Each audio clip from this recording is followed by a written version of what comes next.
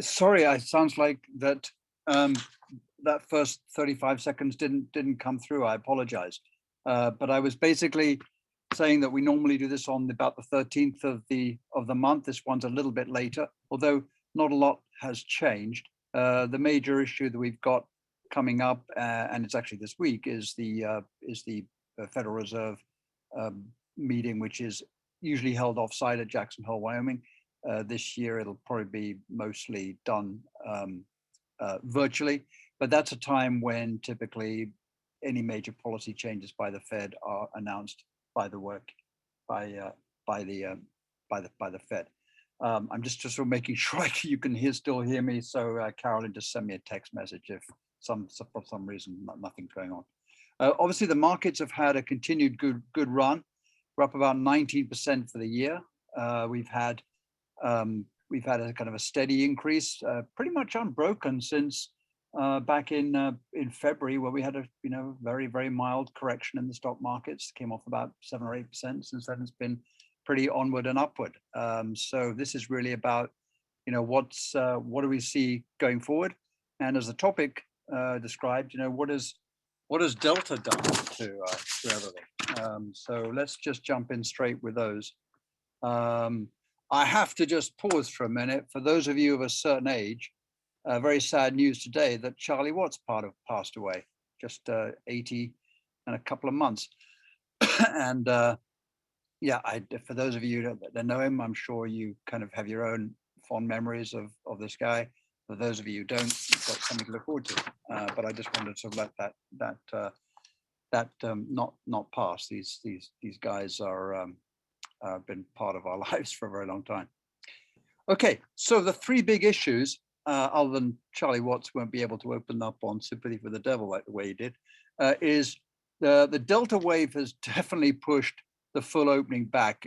For those of you sort of cast back to when we were talking about this in April, May, June, we were pretty convinced that the effects of the vaccination, which was going extremely well, would mean gradual, more regular, steady reopenings over the summer. I think a couple of things have held that back. One is that there's a labor force which is not too excited to go back to low-paying, client-facing jobs where they just have no choice but to be in front of a lot of people. That affects the leisure industry, hotel industry, and a few others, which restaurants and so on, which have really taken the headlines for having shortage of workers. It's not a shortage of workers for the economy as a whole, it's just for some of those businesses which are at the lower end of the pay scale. But anyway, we thought that would slowly come back, and Delta has definitely dealt that a bit of a blow. The next big discussion, which is not necessarily new, but it's just expect to hear a lot about it for the next few months, is the Fed tapering. Again, all tapering means is that the Fed is buying $120 billion of securities every month, about 80 of that in treasuries, and about the rest in mortgage-backed securities. So the Fed owns roughly, depending on the maturity, about 30% of the treasury market right now, of the long, anything over 2 years. So they're quite an important buyer in the market. And it's the question of when they start to reduce that. And they'll reduce it very slowly. And as I've explained before, it doesn't mean they stop buying from one day to the next. It doesn't even mean that they stop buying less one day to the next. Probably what they'll start to do is take the interest payments, which are off their $6 trillion balance sheet, and not reinvest those back into the market. So that begins to sort of, take some buying power away, but it'll be very slow and very gradual. And then the big discussion over the summer, those of you following us in the blog, was inflation, temporary or structural. Sorry, that's meant to say or structural, not of structural. And that's a debate which is very much going on right now. What parts of the economy have changed, what parts where there might have been suppressed inflation in the past might be coming through, and what might turn out to be ephemeral, and what might turn out to be a little bit more longer lasting. Consumer is coming back, massive amount of savings. We've discussed that in the past. That's still there.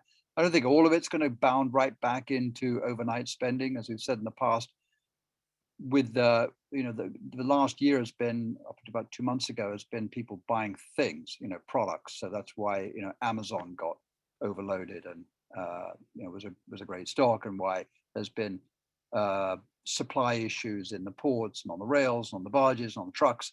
It's because they're moving so much stuff around, mostly from out of the country to everyone's doorstep. And I think part of that product buying splurge is over. But there's a huge pent up still in services. Now, the difference with that, though, is that people don't go up and make up for a year's worth of buying in service. You don't just suddenly go out and eat out 30 times in a row to make up for all the times you haven't in the last year. But so it won't have quite the same sort of accelerated ski slope type of curve. But services is very much, the next area to start moving and opening. It's already showing up, but I think there's more to come. I gotta say, the fiscal expansion, I'm not a great bull that this is going to be as big as the Democrats are talking about. The infrastructure bill, a heck of a lot smaller than it looked on paper. It is over 5-10 years. It wasn't $1 trillion, it was more like 500 million billion. They just moved it from different areas that had underspent in the last year or so. And it is spread out over a long time. It takes a long time to build a bridge, mend a road, put a new airport slip road in, or repair potholes and all those type of things. This is the kind of hard infrastructure bill. The soft infrastructure bills, it's got some dedicated to helping child support and early pre-kindergarten support and things like that. There's something in there for internet, but it's a big deal. I don't think it's a particularly big deal. But anyway, that bill is gone and done, and everyone expecting that.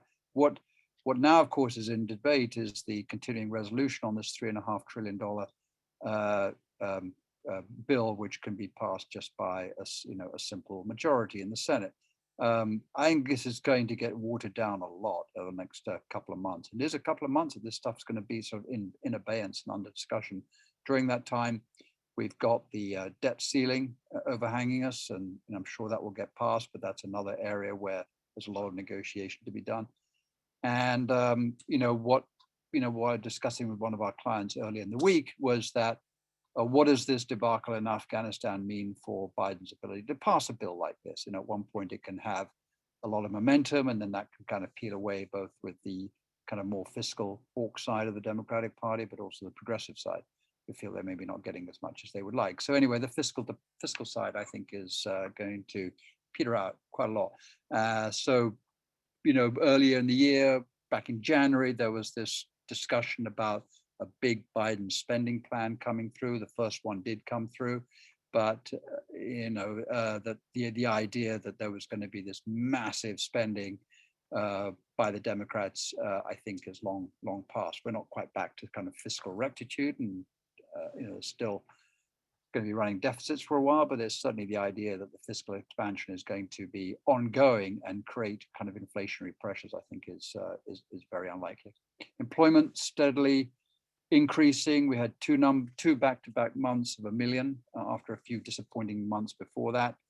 And the claims side, which I write about weekly, just because the number is still, while it's 350,000 and it peaked most of back end of last year was 700,000-800,000. I think it actually peaked at 4.5 million. This is still a very, very high number. I mean, what's a steady state? Well, between 2011 and early 2020, the average claims number on a weekly basis was about 250,000. So we're still 120,000 north of that. So there's a lot, still to be done on the claims side, but the jobs numbers are increasing. The Fed is still very much on data watch. I expect there'll be some news coming out of Jackson Hole. I don't expect it to be revolutionary. They still think that inflation is temporary. I think they're largely correct. And they would continue to want it to run high. Now, what does high mean? Typically, the target in the past has been 2%. The guess is they don't stipulate it, that it would be, somewhere between 3% for a while. But where's 3% for a year or 6 months? I don't know. But certainly the last Fed minutes did show that there's enough people on the FOMC who are looking at inflation, and some people want to taper early. Some people are content to let it go a little bit further. But this debate is alive and running in the Fed. I kind of think that what's likely to happen is we'll see some Fed tapering. I'll kind of split the difference between late this year and next year and say early next year. I don't think it matters very much. It's an announcement rather than a big, big number, which is going to affect all the capital markets. But typically a rate increase would come sometime, 9 months after that. But throughout this all, remember, there's incredibly liquid market, a lot of liquidity still in the market. We're not going to see a taper tantrum like we did in 2013 when real rates spiked up. Right now, real rates are going the other way. They're incredibly loose, given the inflation prints we've been having. So no repeat of that, and we'll kind of wait for 2022 to see any change in the Fed funds increase. Yeah, I mean, this is really the story with Delta. My God, look at that. In the US, this is just 7-day rolling averages of new cases. I mean, it's a slightly better chance if you do it, if you do it as per capita or per 100,000, then we don't look quite as bad. But as you know, we were at about 8,000 or 9,000 cases a day back in June and July, and now we're at 140,000. So that's enough to get people a little concerned about going out and fully engaging with the economy. Yeah, we absolutely know that Delta 19, thankfully, is not lethal as the original COVID. So hospitalizations are not up 13, 14 times like the cases are, and deaths are not up anything like that. So, the basic idea is that, of course, the vaccination works, not 100% for everybody, but it does seem to stop and arrest the severity of the caseload. But I think for consumer point of view, it's still a likelihood that you're going to get sick, or certainly a bigger likelihood than you were a few months ago. And that, therefore, I think the full engagement in the economy that's what's taken a back seat. Yeah, hey, it's in a few states, and the story as well as I do. It tends to be in states with low vaccination rates. This is where mostly people are getting hit. I mean, there are obviously people who've had it and get it again, or had been vaccinated and get it again, but I think largely it's an unvaccinated story. And you've seen these kind of climbs in Florida. California is sort of surprisingly, come up quite a bit. Obviously, it's a better vaccinated state than Texas and Florida. Aren't the sort of weird mask mandates that they're trying to pass in Florida and Texas? I don't have any mask mandates, but anyway, the numbers are, certainly creeping up, and I think now we'll start to see, when we saw Missouri and Alabama a few months ago look like this, they've actually tailed off a little bit. So whether it's herd immunity or the Delta just manages to sort of peter out, or it kind of tops out, seems to be the case, but we're not quite at that rate yet with these states.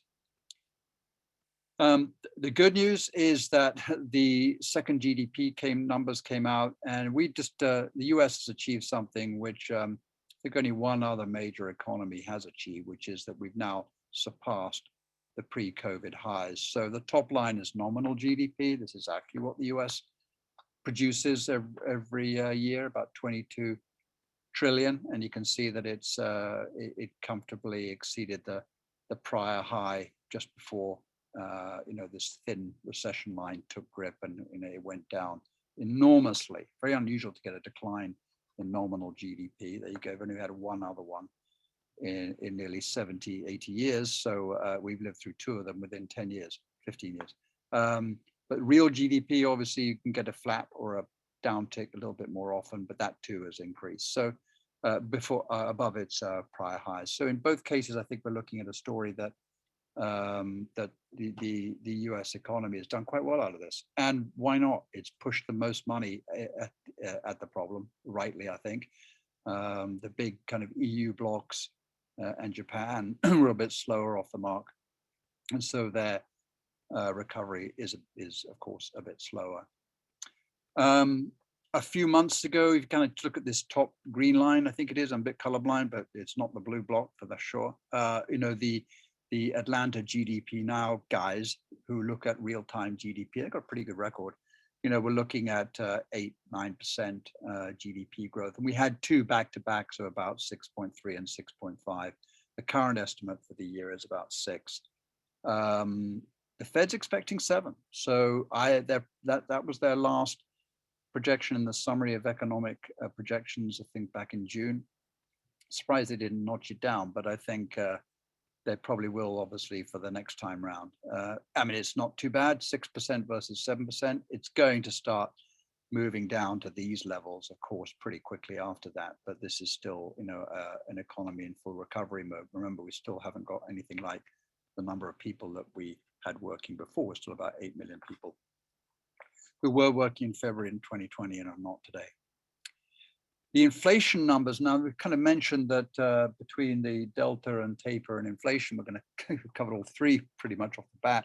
But kind of we're in the camp that it's probably, I'll go further, overwhelmingly temporary inflation. There are some things which might point to changes in structural inflation. The big one, I think, there is whether or not China, as a low-cost producer of intermediate goods to the US, is no longer as competitive as it was. And there's certainly some arguments for that. And some companies are moving to even lower wage economies.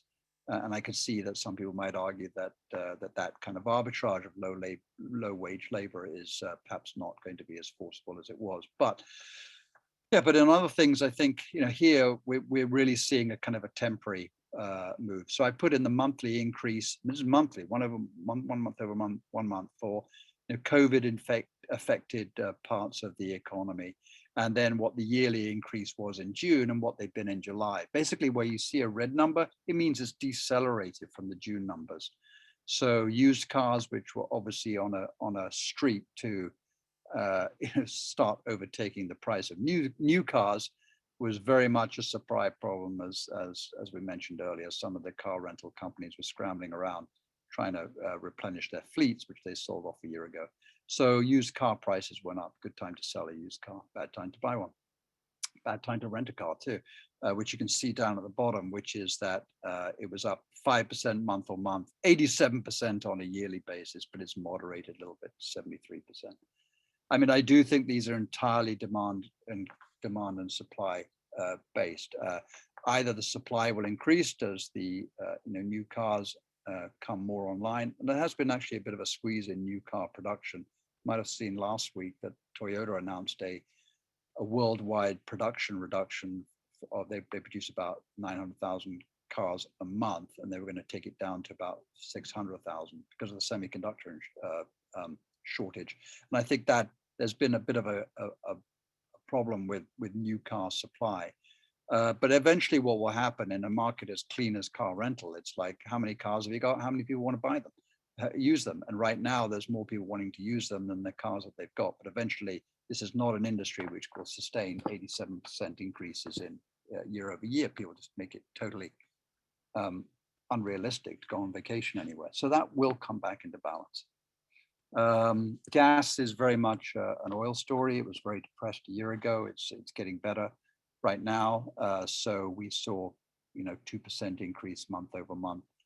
By the way, this gas also includes taxes. So there's a component in there which are tax increases, some of which are CPI linked. Lodging again has eased off a little bit. The food away, that's basically restaurants, and it's actually restaurants where you pay for the food after you've eaten it, as opposed to paying for the food before you've eaten it, which is in a different category. That one, which is kind of the Dunkin' Donuts and In-N-Out Burgers and McDonald's and all those kind of things, haven't seen the same sort of price pressures, but the food away component has, because obviously they have a higher service component to them. So that area has is still, it's a little high, 4%. Normally that business runs at more like 2% annual inflation. That'll probably come down. But anyway, I think the point about this is that some of these very affected parts of the economy, which you can see are kind of COVID related, the price increases, while not back to trend, are easing off. These are also perhaps in more graphical form. For example, this black line, that's car rental. As you can see, it just kind of chugged along. Sort of, here it is on the index. It was an index of 120 in 2009. It was an index of 120 in 2019. Effectively, there was not a single price change for car and truck rental over a decade, and that's probably more like what it's like. Price of this blue one is airline fares dropped in real terms. So these spikes from the bottom are because of these big collapses that they saw last year.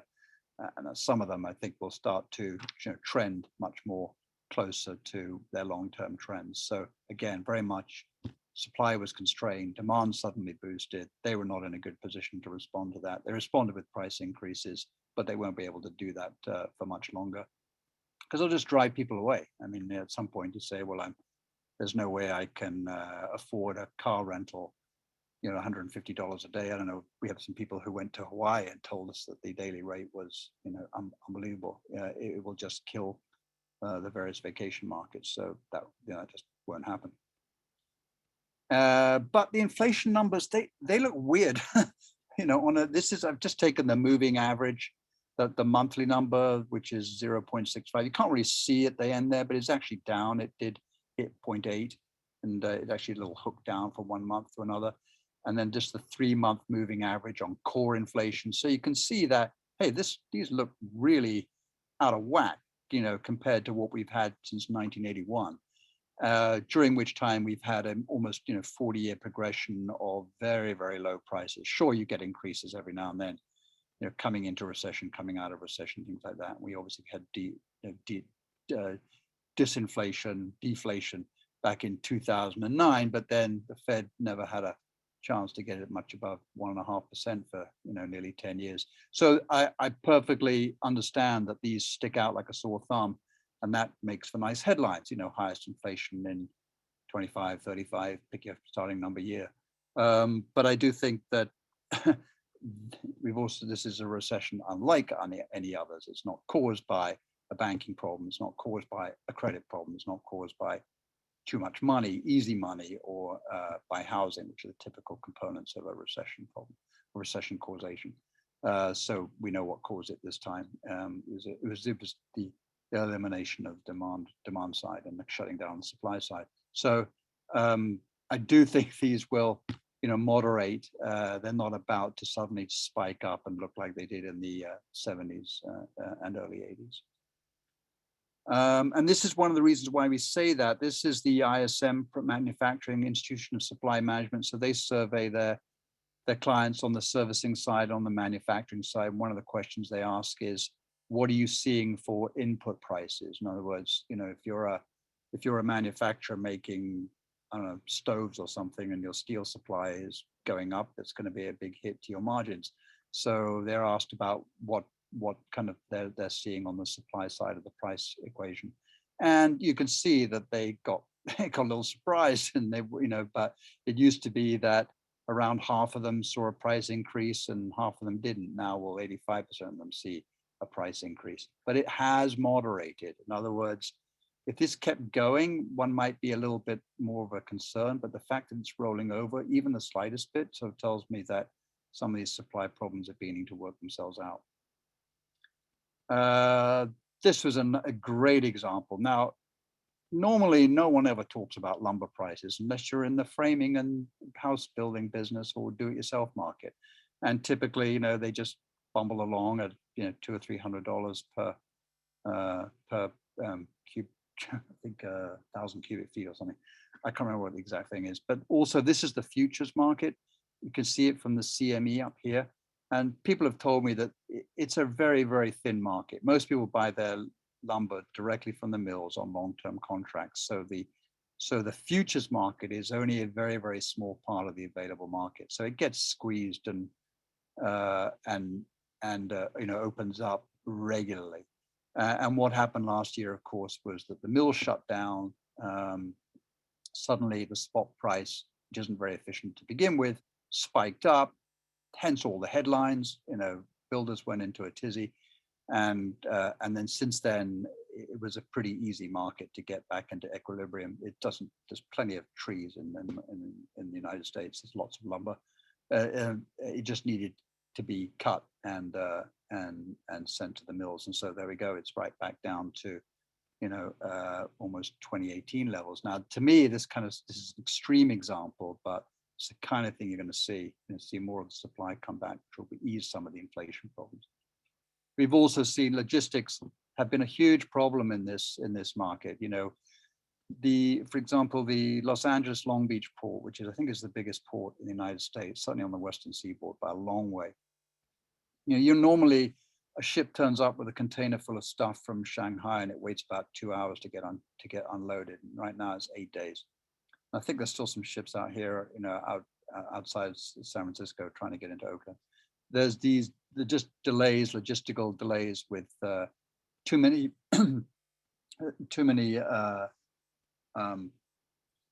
containers, not available, or not enough people available to work them, and too much demand coming into the economy and into the country, and just the capacity of the ports hasn't kept up. But you can see here that some of the prices really spiked. This is air freight and road and rail. Air freight's interesting because about 70-80% of air freight is carried in passenger aircraft. So yes, there are the kind of the ex-Flying Tigers, dedicated UPS, FedEx planes just full of stuff, no seats, but an awful lot of stuff. I think 70-80%, and I'm roughly right on that. I'm not, it's not too much wrong. It's just stuff that's put in holds on regular passenger aircraft. So if that goes down, then that means there's fewer flights, going around, which means that the spot rate for the air freight goes up, and you have to go to a dedicated carrier. So that's why we're looking at sort of 100% increases for both road and rail price freight. But as you can see, it's come down quite a bit now. House prices too. This is the house price change year over year. Simply not sustainable. I mean, there's a lot of reasons we wrote about in the blog last week, so I don't want to talk about it unless you want to. But the house price inflation, really took off as people started to move around. Mortgage rates came down. It made the affordability index equation look better, because look at your mortgage payments versus a rental. It looked better for a while. Inventory was fairly low. New houses new house starts had declined precipitously last summer. It takes them a while to get back up to speed again. They are pretty much where they were before this recession. But in the meantime, if the supply couldn't keep up, it meant that it showed up in the prices. And I think that here we're showing 17% increase year over year in prices, 10% per condo. The normal numbers. I mean, housing is a fairly good investment. Normally they're going to come in, as you can see, as blue. It's really the green line actually that matters. It's 3-5% inflation, house price inflation. So this 17% is likely to roll over. And we can see it here, where the University of Michigan confidence indicator. One of their questions they ask is, "Do you think it's a good time to buy a house?" Or rather, bad time to buy a house. And normally about 35% for whatever reason say it's a bad time. In good times, it'll go down as low as 20%. Well, now it's 62. So I mean, that essentially means that the demand side is going to choke off really quickly. People are making this calculation that it's not worth buying a house at these kind of escalated prices. They may not even qualify for a mortgage anymore. So that people are definitely changing their mind on housing, and so like their house prices like to go go into more sort of steady state. Wage inflation. This is, to me, is really key. You can have price inflation, but until you get wage inflation, then you really only have one side of the price equation that matters. People can pump up their prices. You can go and ask $100 for a hot dog. No one's going to buy it. But if wage inflation starts to come up, and people, instead of earning $20 an hour, 30, 40, 50, suddenly start seeing big increases, then you can kind of get a wage push inflation. But I've always felt, I still feel pretty strongly that the wage inflation is very, very subdued. We've seen some increases again in those industries which are mostly low paying. We're talking about $12, $14 an hour wages against the average of 21, 22. A lot of it's part-time. Leisure, hospitality, retail, trade, transportation, and warehousing. So those are, those where we've seen increases, not in the 2 to 3% range we've seen for the rest of the economy, but in places where, again, I think employers are trying to entice people back and they're giving them some wage increases. But as you can see, normally all three of these industries kind of tick along the 2% number, which is roughly what it is for everybody else. So again, I think the wage inflation is at the low end, probably fairly temporary, unless something big has changed and there's a lot more bargaining power. I don't mean temporary bargaining power, I mean permanent bargaining power by people who are, earning wages and salaries. But boy, that would reverse a 40-year trend, and there's no sign of it at the moment. And also, I think this is really, we've got a difference between wages, which is what people say they earn, and they do earn perhaps, but then there's employer costs. How much does it actually cost an employer to have an employee on site? And that number is increasing at about 3.2%. Again, we've seen that before up here, and it's certainly higher. It's kind of gradually got up from 2013 to now, but I just don't think that's going to sustain for very long. And again, it would, to get to wage inflation, that number would have to be higher and stay higher for quite a bit higher, quite a bit longer. So yeah, this is the difference between 3.2, is what employers are actually seeing, and 3.8, which is what all employees are saying. Probably the difference is because these guys are working less hours, and this is actually what the bill, the 3.2 that they're showing. Yeah, this is just another, just can't drive home enough how low, how much pressure there's been under wages and salaries for years. So here's the, black line is just the good old CPI, and in real terms, wages have only gone up 10% for all civilian workers, and for the wages and salaries, it's only 6%. The difference between 6% is what you get in cash. The 10% is what you get with cash plus benefits. And the benefits can be healthcare being an obvious one, savings, 401k plans, vacation, whatever. So the real increase, take-home pay, is up a good old 6% in the last 20 years, and that's the story. And I don't see this changing. I'm very surprised. It's already ticked down, and you'd have to see some big strikes or some big pay awards or something like that happening for this equation to change, which would then change the wage inflation side of things, which would then accelerate the price inflation side of things. But I don't see those first two things happening. Job numbers, I mentioned, two good prints. So we had, 1 million. I'm sure the Biden administration and Powell, breathed a bit of a sigh of relief because it wasn't getting there before. Unemployment rate's about 5.4. I think the Fed has in its mind more like 3.5. Doesn't mean that they'll wait till it gets to 3.5, but that's essentially what they see as closer to full employment.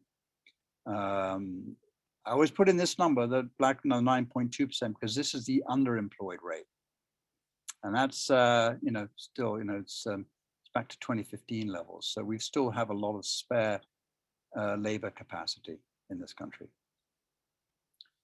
I'm going to skip over that.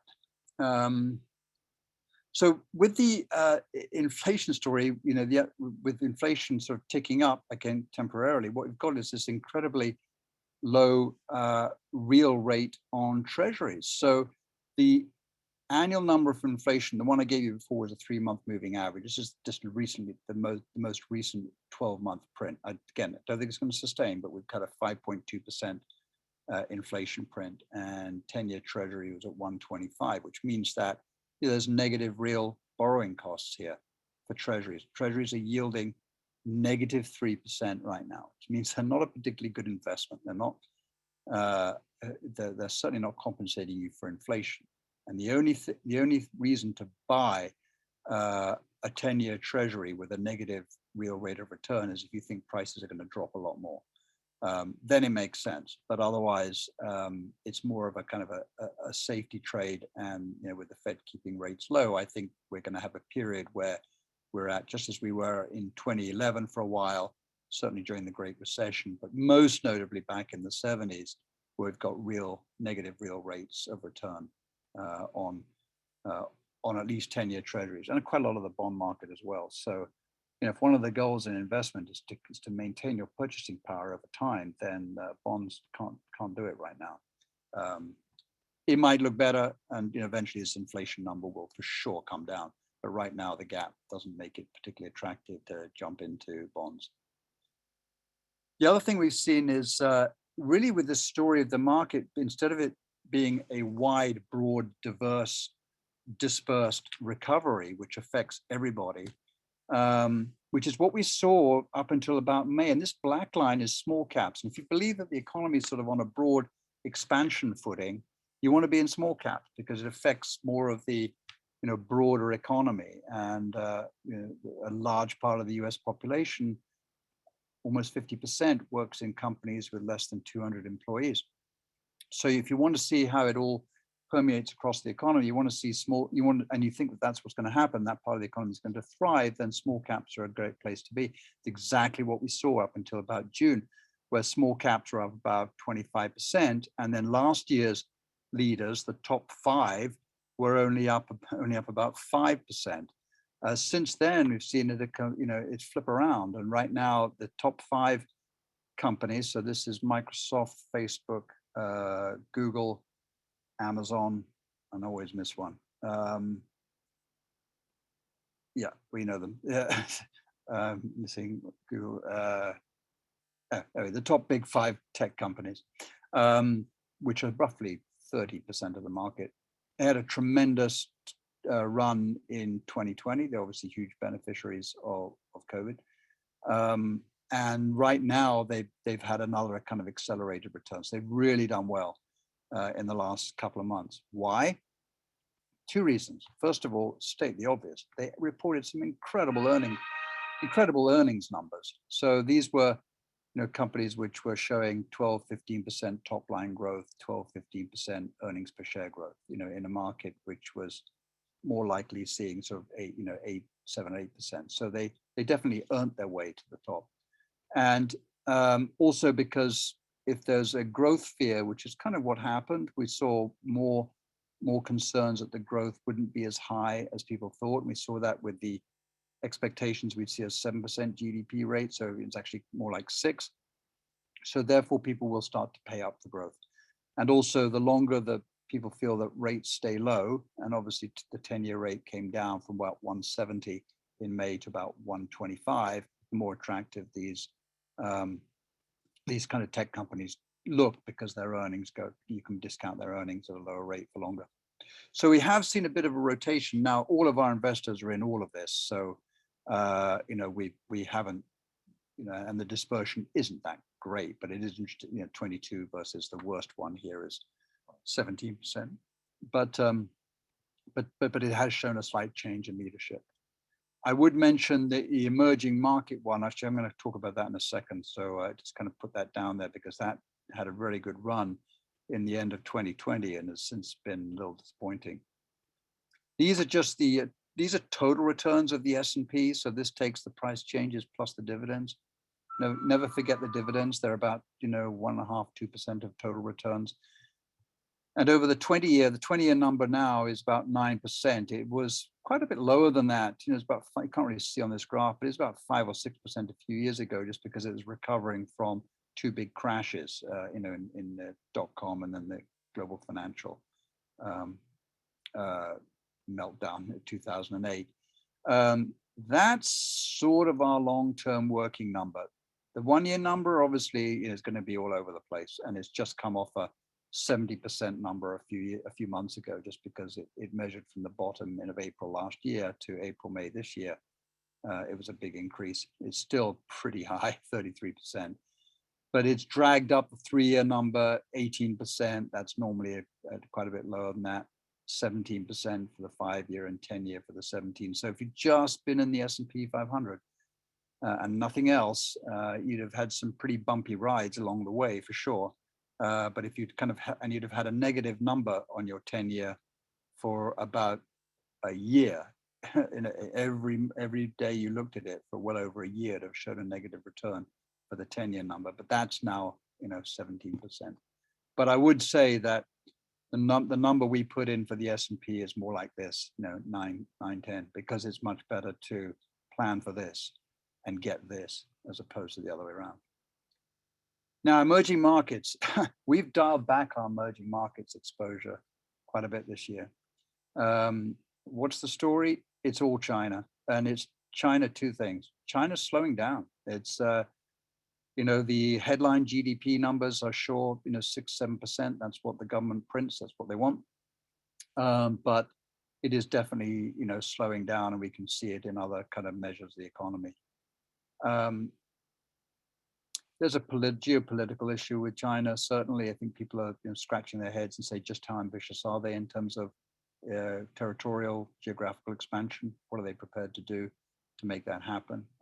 Is it saber rattling? Is it rattling? Is it soft democracy? Is it more Belt and Road? But whatever it is certainly not China just staying in an autarkic state and not willing to or wanting to expand its influence beyond its borders. There's something more that's going on.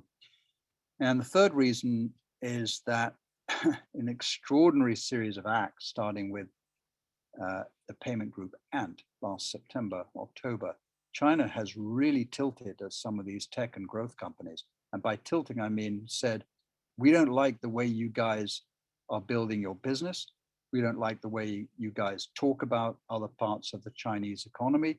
We don't like the fact that you're paying people low wages, and we're going to take you down a notch or two. So they've done that in the education market. The private tutoring market was worth about $100 billion. With a stroke of a pen or a stroke of a word in a newspaper, they made it a non-profit business. So they took it right down to $25 billion, put some restrictions and regulations around it, pretty much eliminated it. There were 3 or 4 public companies that were big in that. They collapsed. Then there was a data privacy thing with Didi, which is equivalent of Uber, which Uber holds a stake in. That got taken down. And then some of the tech companies, again, I think got hit last week with, Alibaba again was down 8 or 9%. So yeah, I think what they're trying to do is regulate and make sure that these businesses don't get out of line with the Communist Party manifestos and desires. And then we've got Xi Jinping probably looking to consolidate his power. He's going to seek a 3rd term. Had the constitution changed so he can do that. It's in 2022, and I think he's going to appeal to more people, which means taking on some of these vested interests. And China is very much a kind of a Manichaean type of economy in a state. It's got the largest number of billionaires, well over 1,000. But it's also got 600 million people who live on $120 a month. So there's kind of dealing with a very direct, very sort of polar opposites of incredible urban, educated, technical wealth, and its complete opposite in the rural countryside. So that's made us a little nervous about China, because emerging markets is basically China. There are other countries in there, but they're not nearly as important. And here we've got the what they call the NASDAQ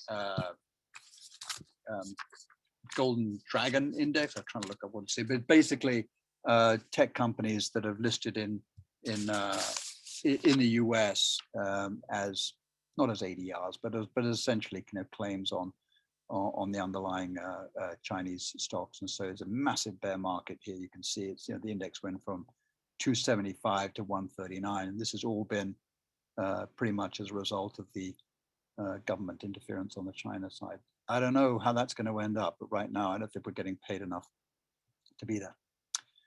So quick summary, reopening, yeah, for sure delayed over the Delta.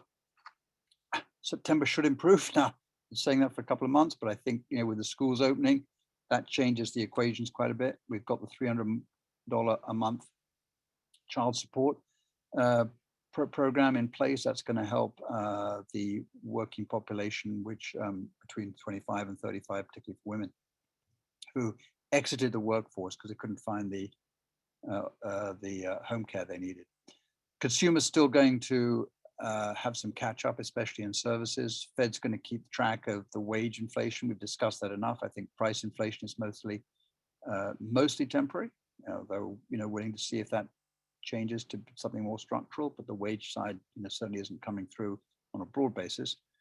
Fiscal, I could say we could sort of almost not write that off, but it's just going to be a lot less important than we thought it was a few months ago. We can think in this market, that's going to be growth is going to do well. That's why we upped some of our tech and growth businesses and downed some of our value stocks like Berkshire Hathaway.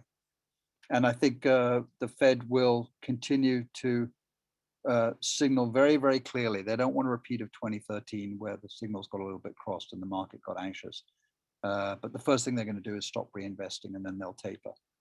And then if we see any rate increases, it'll be 2022. So that's the outlook. I think the market has done pretty well. I'm going to stop sharing here. Feel pretty confident about this level. I know obviously Delta's thrown us a bit of a tough hand when it comes to the market reopening, but the stocks are still growing, and earnings have done incredibly well. We had one of the best earnings seasons ever. Literally, I think 80% of the companies either beat their earnings or showed increased estimates for the current quarter. So it was a very good earnings season, and some of the stocks became cheaper as a result of that. I'm going to stop there and just see if there's any questions that people might have. I think we have an ability to ask questions. Carolyn, I don't know if you're live. Yes, no questions waiting for you. So not sure if you want to keep going. Okay, so the disclosure language will be on the recording of this, and we'll post it, and it'll be easy to find on our website. And if you have any questions, please feel free to barrel them into us. C Thwaites, CTHWAITS at BNJ Advisors. Got one question, so I'll just take that before we sign off. Once a full reopening takes place, will the hotel, airline, cruise companies be profitable, or are they dealing with considerable debt? Now, that's a good question. I'd say that the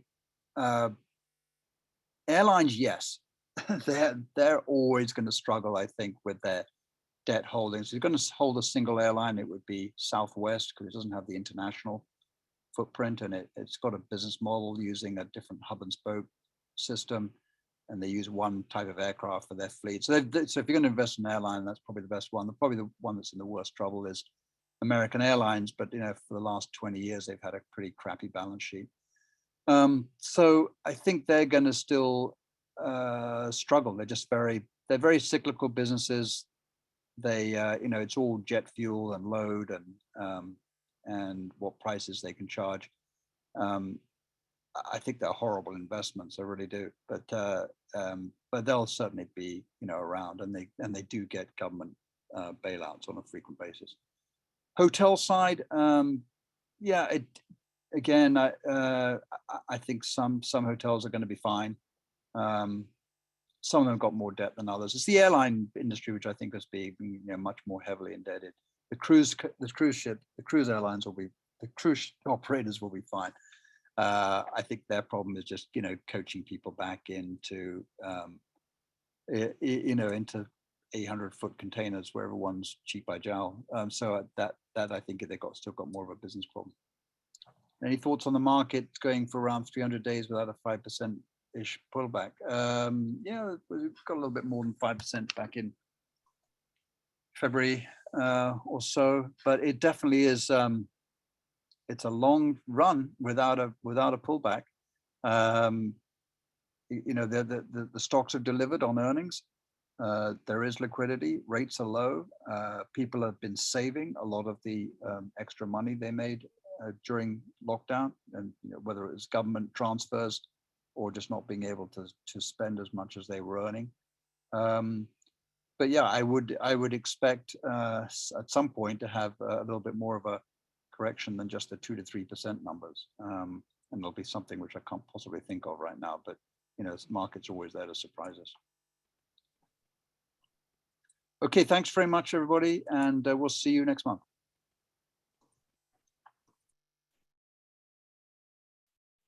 This presentation is for general informational purposes only. References to an individual security should not be construed as a recommendation to buy or sell that security. The securities mentioned in this commentary are only several of the successful as well as unsuccessful investments by us and do not represent all of the securities we have purchased, sold, or recommended. Although we deem reliable the sources of statistical and other information referred to in this commentary, we cannot guarantee the accuracy or completeness of any statements or numerical data. Past performance is no indication of future results. Thank you.